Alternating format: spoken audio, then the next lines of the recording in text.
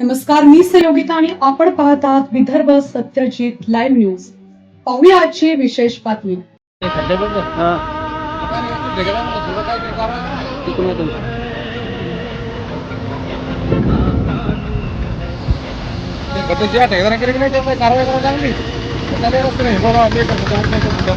कारवाई कोणा करावं? हेच आमदार जे असं तो काही कोणी करत नाही कारवाई इथं. करावं कोण हा तुम्ही ना आम्ही असे धसके मारा चाला, कोणी कारवाई करत नाही. हे नॅशनल हायवे नॅशनल प्रशासनाने काय काय करायला पाहिजे. आता आमची गाडी धक्का लागत होता. नॅशनल हायवे असं राहते का?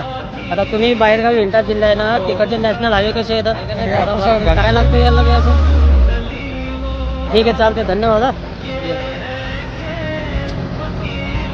चला, मंडळी होती, सांगत होती खड्डे बुजवायला पाहिजे आणि सगळ्याला वाटते बा खड्डे बुजवायला पाहिजे. आता प्रशासन यांना यांनी पाहिजे, ते काय ध्यान देत नाही का? त्यामुळे लोकांचे असं बिल्डाने आहे का खड्ड्या. आणि एका साईडला घेतो बरे, हे गाड्या यायला धडा धडा अशी बोला 2 शब्द आहे खड्ड्याबद्दल. एक आजीभाऊ ठेकेदार येतात, हे करतात, आपल्या चांगले ओळखीचे आहे, तुमच्या लाईव्ह चालू आहे ते. आणि रोज येणं जाणं करता या खड्ड्यावरून. तुम्ही काय वाटतं तुम्हाला खड्ड्याचं? हां अरे हां काय का नाही? कोणा करायला पाहिजे मग? आता गेलं केलं पाहिजे. काय राजे भाऊ, आता बरंच होता. जाऊ द्या, चला या. हां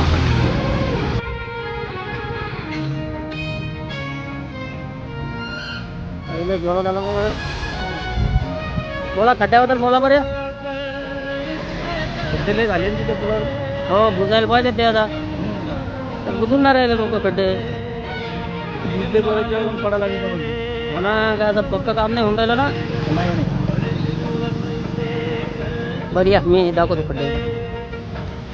दाखवले आपल्या त्याच्यात बोलता का? अरे हे आले आमच्या मी बोलतात आता खड्ड्याबद्दल.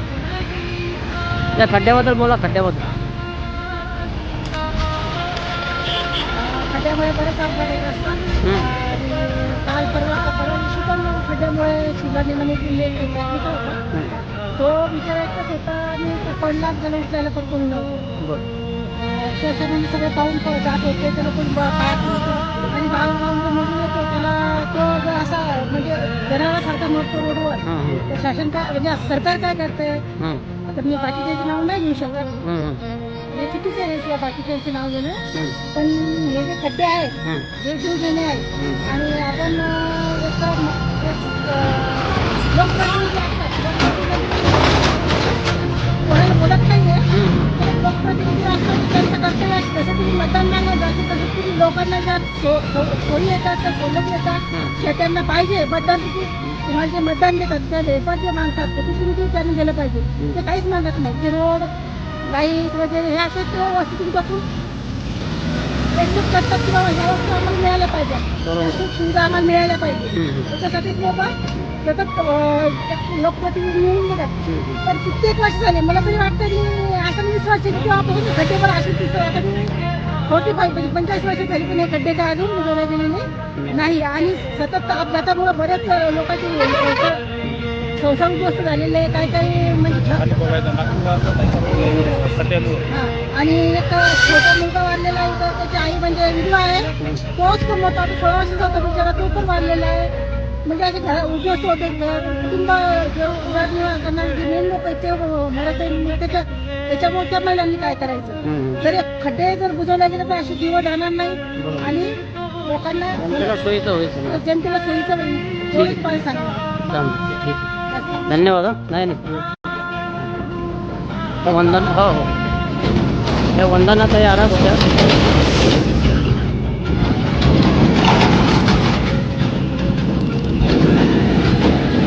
गुलाबराव शेळके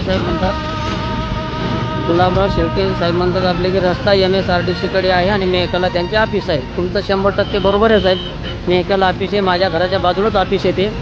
पण त्या ऑफिसमध्ये एक शिंदे साहेब आहे, बाबू, त्यांच्याकडे काय तेवढं नाही, त्यांचं ऑफिस सांभाळायचं काम आहे. आणि दुसरे एक शरद म्हस्के साहेब येतात. बातमी आवडल्यास लाईक करा, शेअर करा आणि सबस्क्राईब मात्र नक्की करा.